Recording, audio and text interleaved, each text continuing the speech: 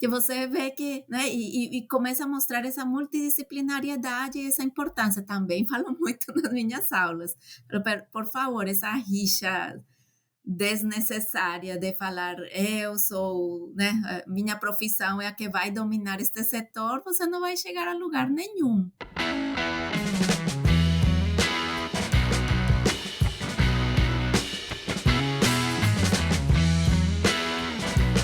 Olá, pessoal.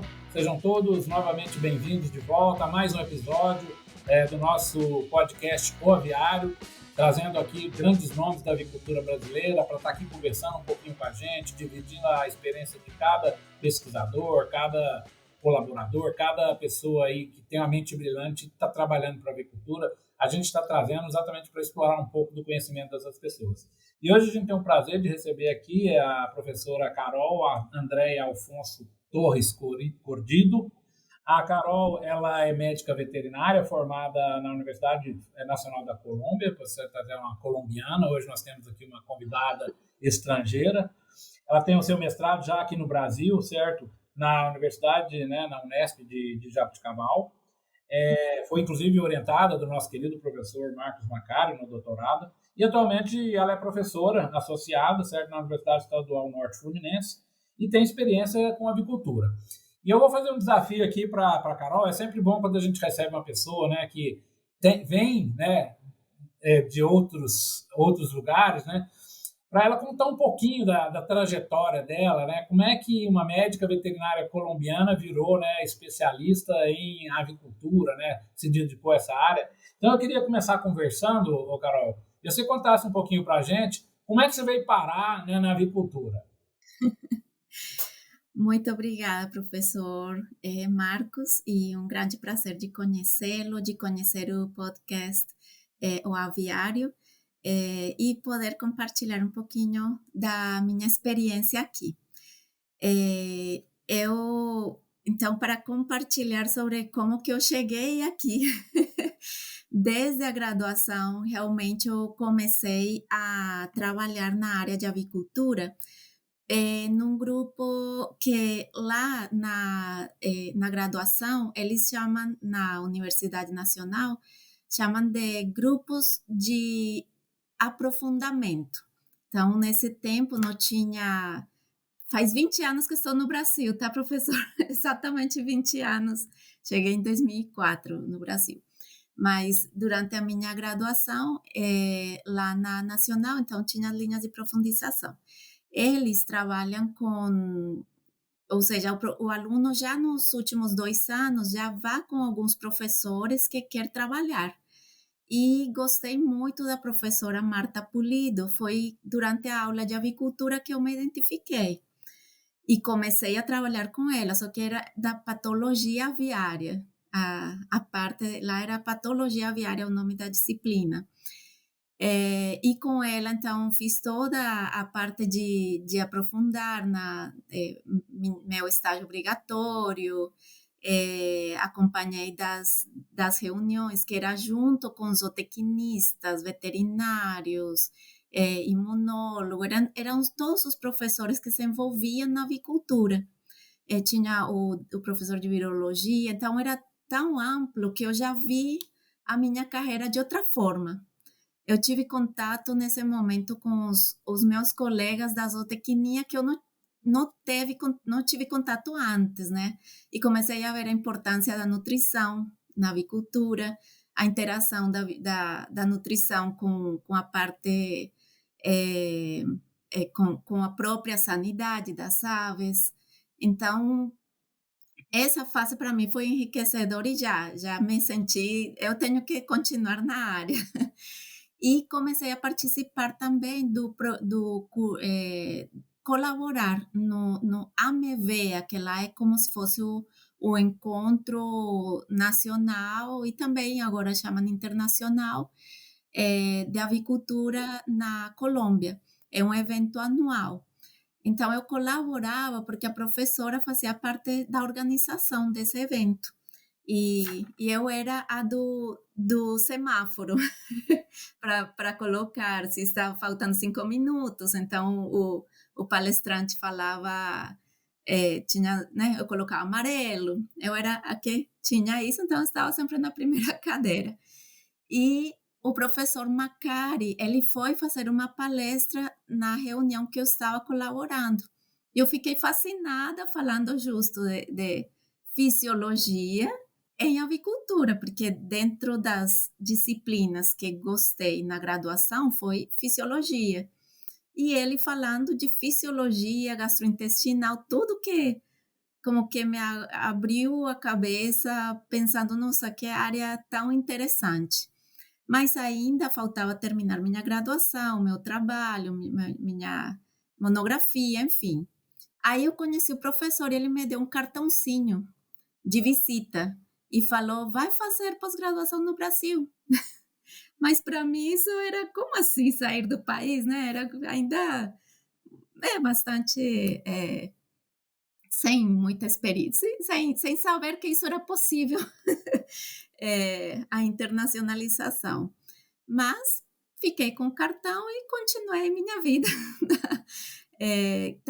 Fiz meu trabalho de monografia com doença de Newcastle em codornas.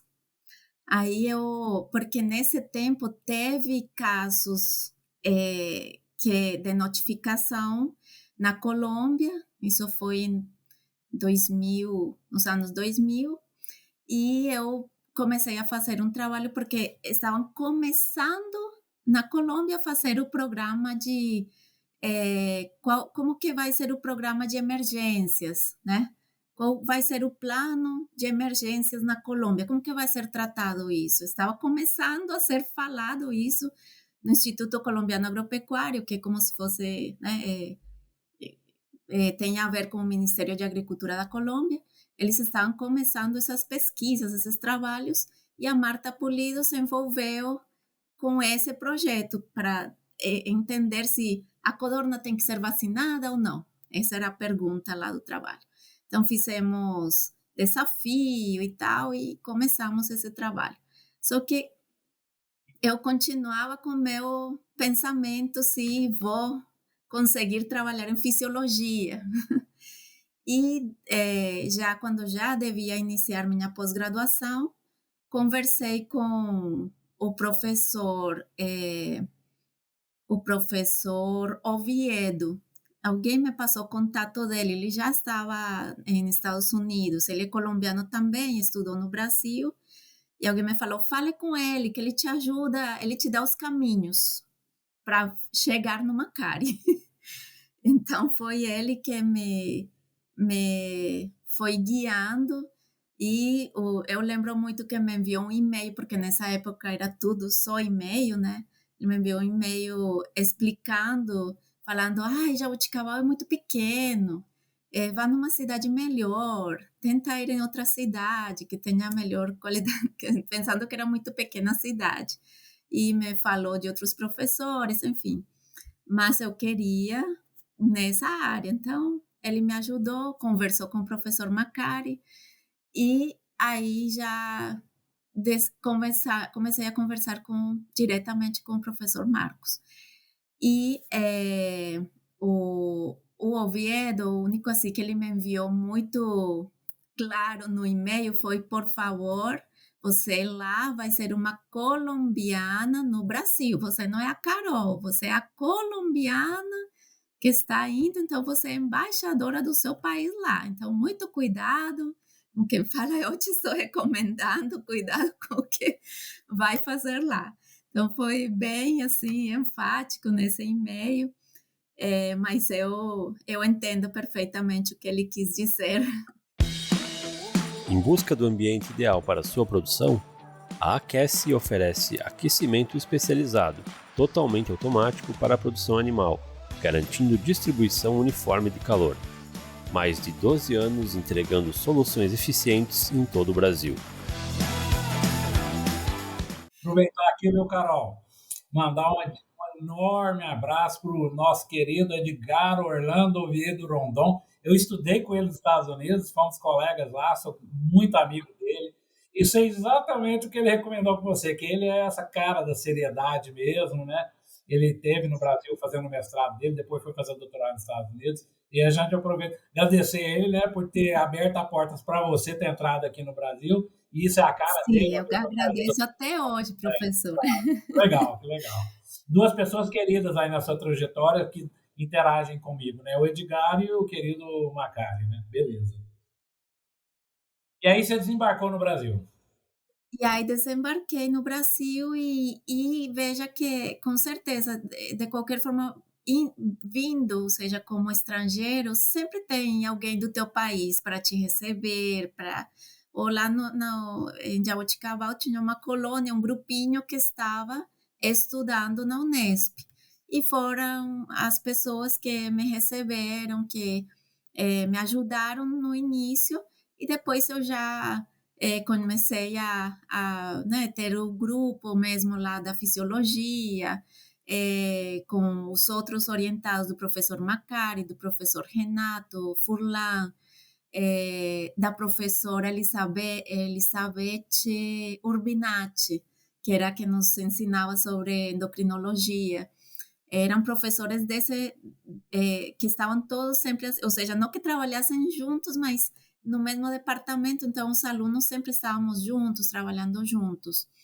E também na zootecnia da professora Vera Moraes, então todos os alunos da professora Nilva, até hoje eu tenho um grande contato com todo esse grupo dessa época, né? A partir entre 2004 e 2010, que fizemos juntos mestrado, doutorado. Hoje eu sei, né, muitos estão na indústria, outros são professores. Então, somos todos mais ou menos, são meus colegas que eu da avicultura, né? Da avicultura atualmente. Vira uma, não tem, minha família brasileira e os professores também, que aprecio muito até hoje, sempre procuro quando tenho dúvidas. Aí, Carol, você, né, entrou como professora aí no Rio de Janeiro, né? E eu sei que hoje você trabalha, você desenvolve, né, um trabalho de extensão muito legal, fazendo capacitação aí, né, do pessoal do meio rural para a avicultura, né?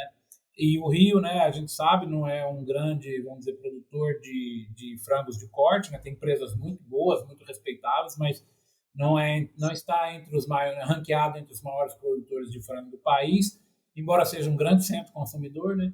E como é que tem sido essa experiência sua, que eu sempre louvo muito isso, Carol, a gente na Sim. universidade fazer projeto de extensão para levar conhecimento, né? Às vezes para populações carentes, para populações que não têm às vezes nenhum acesso a nenhum tipo de informação, isso tem uma importância enorme, né? Eu queria que você contasse um pouquinho, certo, dessa experiência, desse trabalho seu, levando essas informações, ainda que seja uma avicultura, né, alternativa, que não seja uma avicultura industrial, tem uma importância enorme, né, para o país, para as pessoas, né, nas suas propriedades rurais, através da avicultura, né, melhorar a condição de vida, melhorar, prosperar, produzir né, um alimento ali mais saudável para a população, ainda que seja, né, em escalas menores, em escalas alternativas. Eu considero isso de grande importância. Como é que tem sido essa experiência sua, né? Porque a gente sabe que não é fácil chegar no meio rural, eles são muito desconfiados, não é tão simples, a gente tem o conhecimento, mas às vezes a gente não está calibrado, a gente não consegue às vezes atingir. Como é que está sendo essa experiência sua? Conta um pouquinho para a gente desse trabalho bonito que você está fazendo. Muito obrigada. Sim, professor. Realmente, quando eu cheguei, foi um desafio observar, primeiro, que eu era a única professora de avicultura e não tem, a UENF até hoje, infelizmente, não tem a cadeira, né, o professor de sanidade avícola. Então, de certa forma, eu me deparei que quem estava antes, que era o professor Brandão, que ele veio da UFV. Aqui na UENF, que fica em Campos dos Goytacazes, é um lugar bem na metade do caminho, né? Entre Rio, entre Seropédica e UFV. Entre esses dois, onde os dois têm zootecnia. E aqui tem curso de zootecnia e tem o curso de medicina veterinária na graduação. E um curso de ciência animal, pós-graduação, com mestrado e doutorado. Então, aqui tem muito professor que veio na zootecnia, muitos vieram da UFV para fundar a UENF. Só que a fundação da UENF, ela é muito rica em variedade das áreas, ele tem das 4 áreas do conhecimento, só que cada cadeira é praticamente única.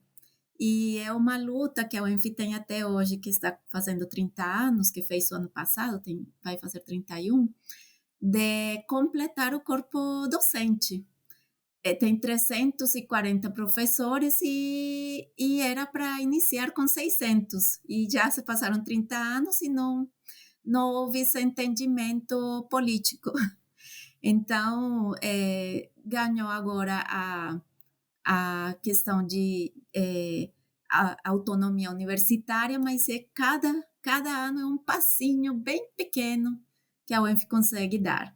Então, quando eu cheguei, eu vi que, caramba, eu que vou ser a professora de avicultura, não tem de sanidade avícola, como assim, né?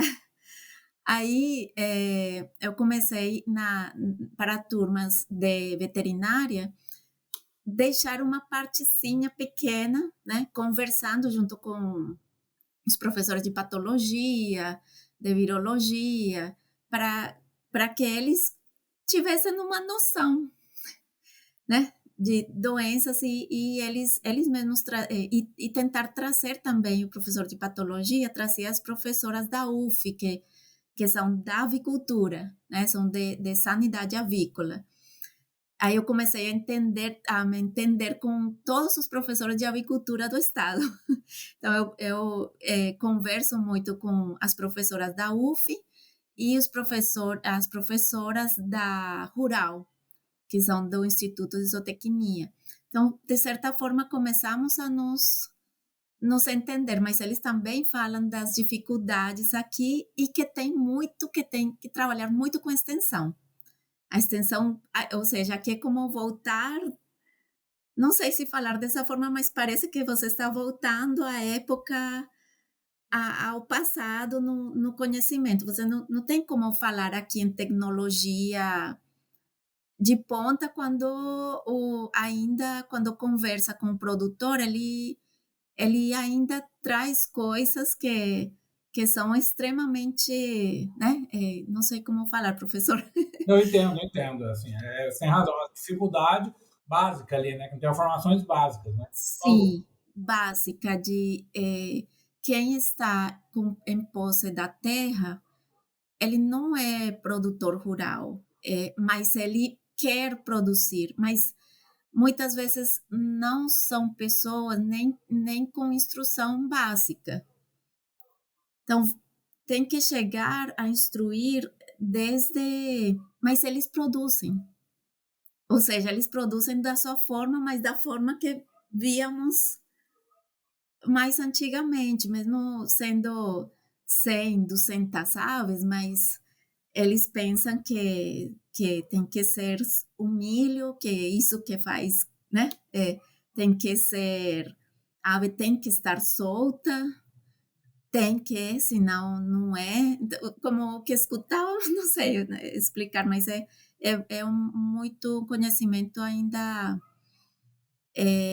que fica. Se eu estivesse fora ainda, que se fala, nossa, o Brasil é o grande produtor, mas temos esses lugares que ainda persistem que não tem a ver com indústria agropecuária, mas existem, ou seja, e produzem. E qual minha preocupação maior que eu comecei a observar?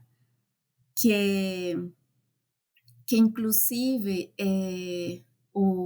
a parte fiscal começa a entender que não se produz, mas o produto existe, o produto é colocado no mercado, ainda que seja uma feira, ele é colocado aí.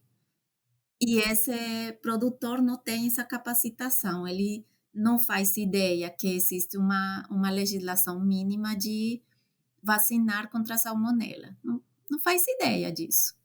Não faz ideia que tem que passar pelo menos por um lugar específico para de caça de ovos ou entreposto de ovos. Não realiza essa situação. E eu vejo que nós, ou seja, eles tentam ir atrás e a própria parte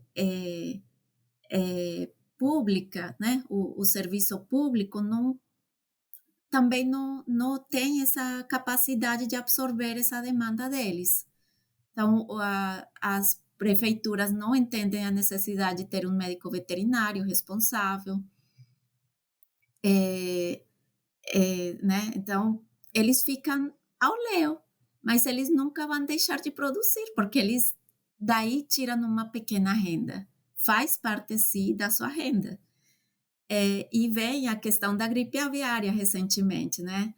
E começa a preocupação da parte, né, dos fiscais de, bom, como que vamos tratar esses casos? Se nem estão registrados, eles não sabem onde estão.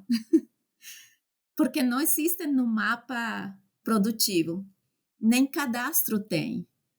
Mas quando eu vou, porque eles procuram nosso projeto para capacitação, observamos que existe muito mais do que está no CIAPEC, que é o Sistema de Controle, né, animal. Talvez, né, o Carol, talvez assim, a influenza aviária acabou, a ameaça, né, e a entrada dela acabou sendo uma faca no pescoço para a gente fazer o nosso dever de casa que a gente não estava fazendo, né? Então, todos os órgãos de fiscalização estadual se mexeram, e aí eu já aproveito para parabenizar todos os estados, qualificar os médicos veterinários para entender, né, o perigo que é essa influenza aviária. E como você muito bem falou, essas pequenas propriedades, esses pequenos produtores, eles têm que ter um mínimo de instrução até para não colocar em risco a avicultura industrial, para eles entenderem até a importância, né, de vacinar, de fazer o mínimo de prevenção, para não deixar, igual você falou, como era 100 anos atrás. Né? Hoje nós temos uma das maiores aviculturas do mundo, a gente convive muito bem com essa avicultura de subsistência, mas obviamente que eles têm que entender, certo? E eles não podem virar uma ameaça para a avicultura industrial, né? Que gera tanto emprego, gera tantas divisas. Né? Então, o trabalho de vocês, te parabenizo, de levar a informação para o produtor, além de melhorar para ele, vai melhorar, de uma maneira geral, a sanidade, né? De todo o estado sanitário daquele estado, daquela região, daquela localidade onde estão sendo feitas essas ações. Então, é muito legal o trabalho de vocês de levar a informação, né, porque realmente não é tão simples, né? Não é. E eu vejo que, por vários motivos, ajuda este tipo de projetos, porque os próprios tem que obrigatoriamente ter alunos da graduação como bolsistas, né? Tem um programa de bolsas de extensão, a UENF tem, e esses alunos começam a compreender melhor as dificuldades reais desta região. E é meio que um círculo vicioso, professor. Não tem consolidação da produção comercial, ou seja, as cadeias produtivas formadas, não está formada, então não tem a indústria a fábrica de ração, os produtores se viram de trazer insumos dos estados vizinhos, terminam às vezes até se inscrevendo como produtores na cidade vizinha. Olha a situação. Os alunos que estão se formando não vão ter emprego nesta região, e são desta região, eles têm que migrar, consequentemente, para regiões produtoras. Então, vira uma situação que nunca vai sair do lugar, né? Os poucos que já entenderam a legislação e se colocaram dentro da parte legal, estão com seu responsável técnico, sofrem com esses produtores, porque eles se usam, ou seja, estão usando o mercado, né? Eles estão entrando no mercado de alguma forma e o outro fazendo de tudo para trabalhar corretamente e eles continuam, né, sem, de uma forma marginal, digamos assim, né, é, colocando o produto e se não tiver conhecimento, se não entender da importância de regularizar suas propriedades, isso não vai mudar. Isso não. O que é legal, né, Carol, é exatamente isso, né? A universidade trabalhando nas três dimensões, né? Que ela, né, que é a área de Sim, atuação, né? Ensino, pesquisa e isso aí na extensão, né?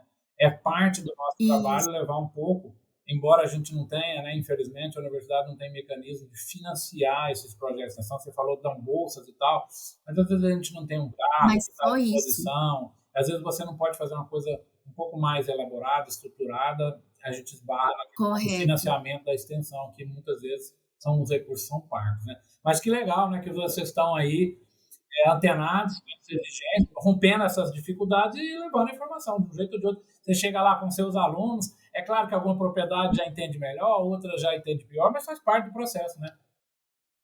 Correto. Eu percebi, bom, uma parte que eu vi, porque aqui procuraram muito por avicultura de ovo, né? Produção de ovo. Só que ainda era aquele pensamento de eu vou ter a galinha, vou ter o galo, vou ter a maquininha de incubar ovo e, né, até fazer entender ou seja, o que está perdendo por não ter um pintinho de qualidade, uma ave de um dia de qualidade, eu demorei um tempinho, mas muitos entenderam.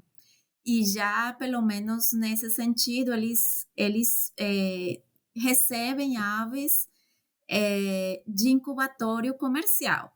Bom, esse é um ponto. Aí veio o outro ponto que é a recria, a cria e recria. Como que eles não garantem vacinação, o plano vacinal, o crescimento dentro da tabela, da linhagem, eles não conseguem garantir. Eles vão fazendo do jeito deles. Então, qual foi minha proposta com um grupo pequeno? Desde 2018 começamos. Vocês me ajudam? Vocês compram nas aves de um dia a ração, os materiais, e eu faço dentro da UENF e assim consigo dar minhas aulas?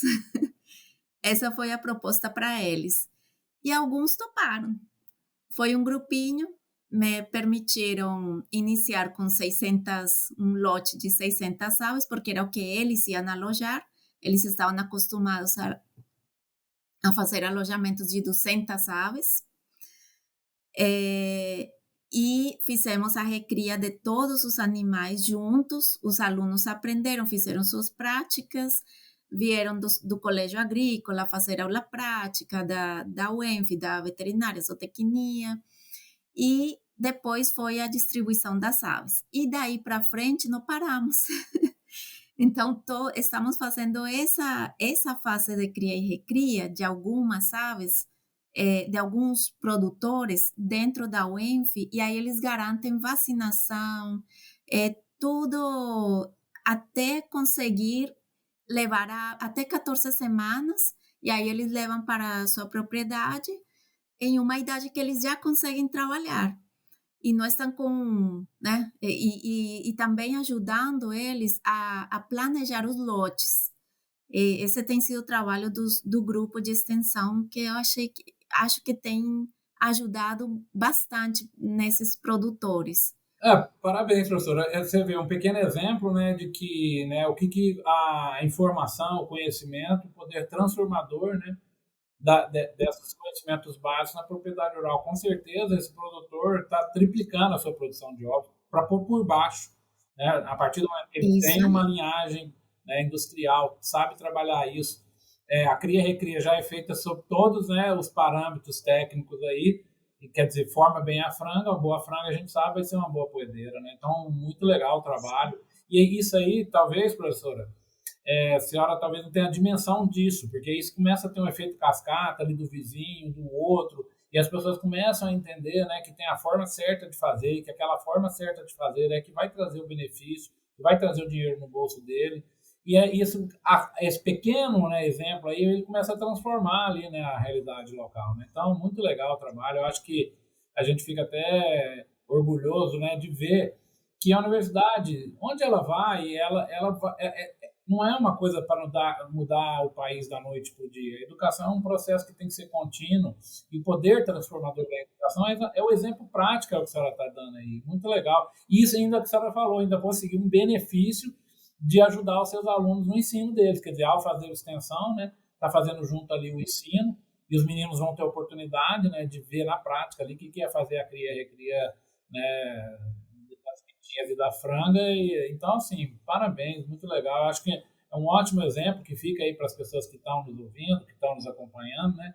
Exatamente que investir em educação é sempre uma receita de sucesso. Não tem como dar errado, não tem como dar errado.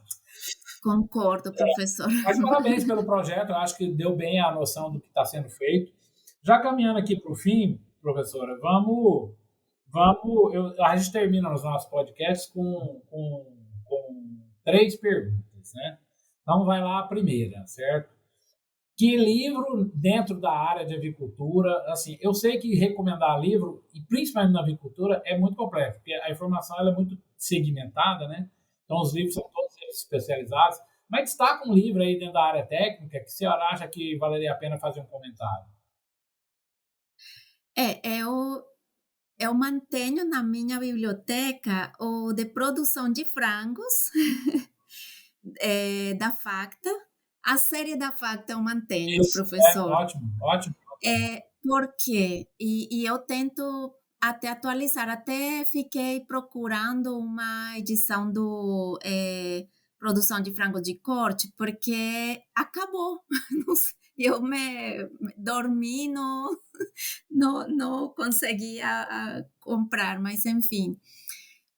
Por quê? Porque esses livros, eles têm, geralmente os autores estão convidados também, pessoal de campo e professores, pesquisadores, são, e traz a forma, e, né, como realmente a estrutura da produção. Tem uns capítulos que eu uso nas minhas aulas para da parte de gerenciamento, que às vezes a primeira aula eu sempre falo, pelo amor de Deus, não imaginem a avicultura, um galpãozinho com seu granjeiro.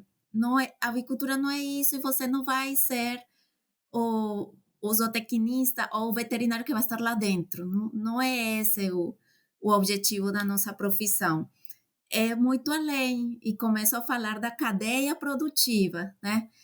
E esses livros sempre falam do capítulo da parte de gerenciamento, que você vê que, né, e começa a mostrar essa multidisciplinariedade e essa importância. Também falo muito nas minhas aulas, por favor, essa rixa desnecessária de falar eu sou, né, minha profissão é a que vai dominar este setor, você não vai chegar a lugar nenhum. Você tem que... Com certeza, né? E dentro dessa coleção da Facta, né, tem o livro do seu orientador, né, que é Fisiologia Aviária, que é um livro de referência para todos. Fisiologia Aviária, sim, também eu uso. E aí a gente aproveita, né, Carol, para mandar um abraço aí do Macari, né, para o Macari, já que ele foi seu orientador, né, e reconhecendo o trabalho que o Macari fez pela avicultura brasileira, né, uma das grandes cabeças, dos grandes cientistas brasileiros aí. E aí, Macari, certo? A gente reconhece, eu e a sua orientada aqui, a Carol, reconhecemos publicamente aqui a importância do seu trabalho, do seu legado aí, da sua trajetória para a avicultura brasileira, né? Você trouxe, né, a fisiologia ali naquele começo dos cursos da Facta ali, aqueles cursos que lotavam, certo? Cada edição, exatamente, a gente começou a prestar atenção muito mais na ciência a partir, né, daquele movimento, dos cursos da Facta. Enfim, a Facta presta um grande serviço à avicultura. Também que a Carol lembrou a coleção toda, porque realmente, como ela falou, ali tem capítulo de gente de campo e gente da academia, muito legal. Eu acho que vem a Sim, terceira edição do Produção de Frangos aí, eu acho que...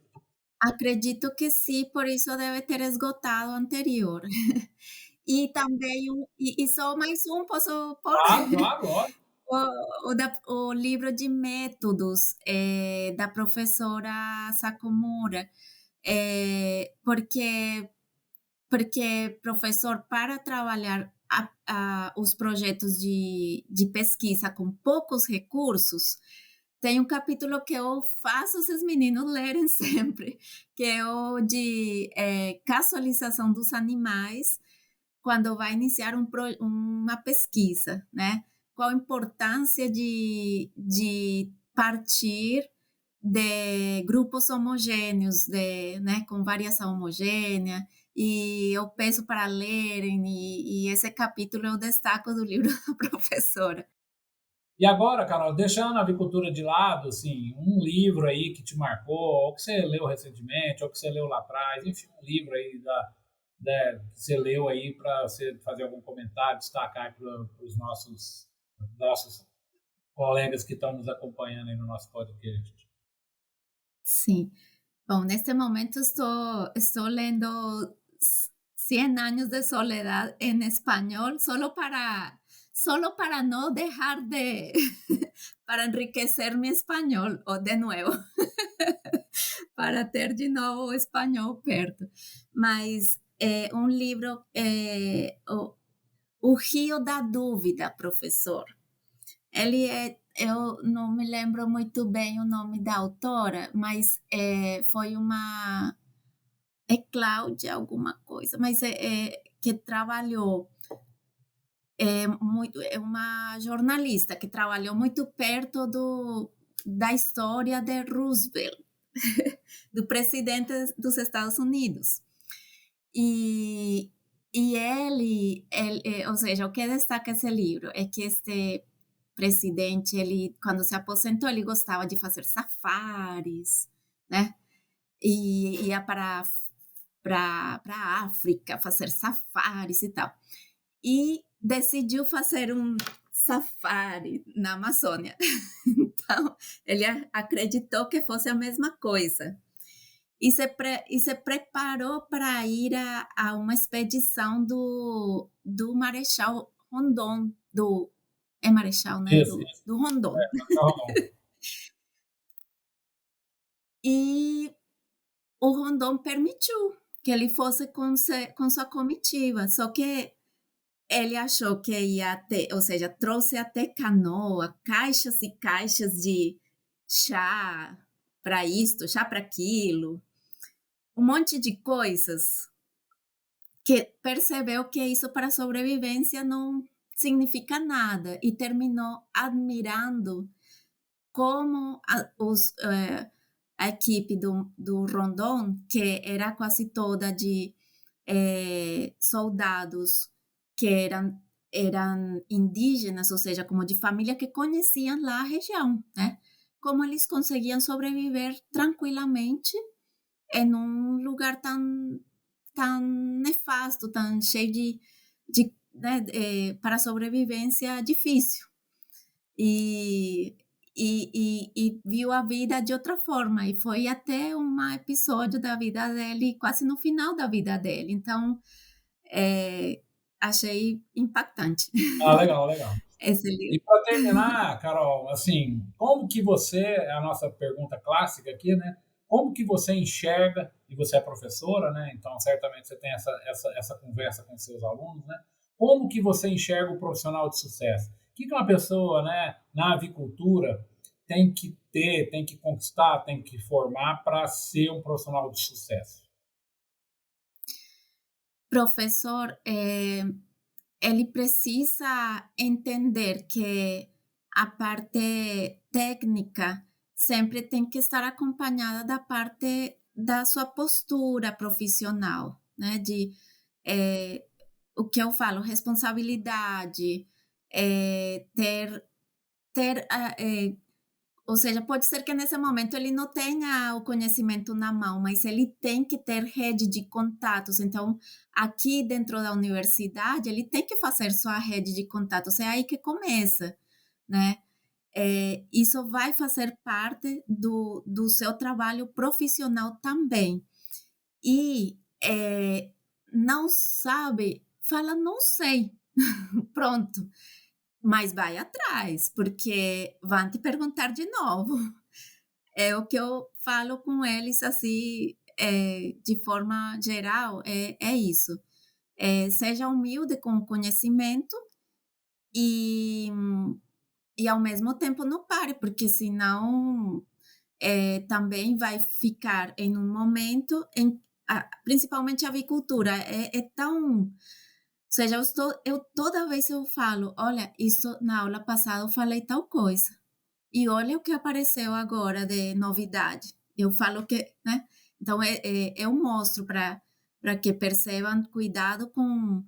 E não acreditem em tudo que eu estou falando agora, porque amanhã, né? Vai mudar, esse conhecimento vai ter algum avanço. Então, é isso. Então, muito obrigado. Nós entrevistamos aqui, então, a Carol Andréia Alfonso Torres Curdido.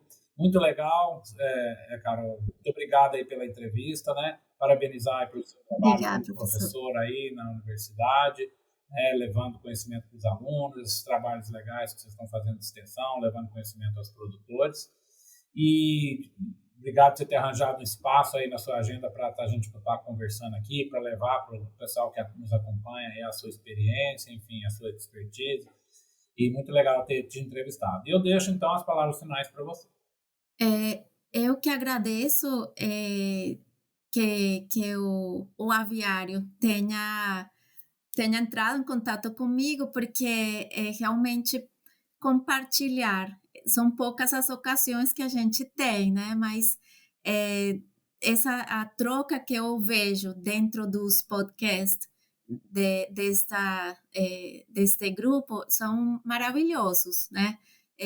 A avicultura, como a maioria das produções ou das nossas profissões, das nossas áreas de pesquisa específicas, está feita por pessoas, né? Por profissionais, mas pessoas. Então, a experiência que cada um vai trazendo vai enriquecendo, com certeza, a nossa avicultura.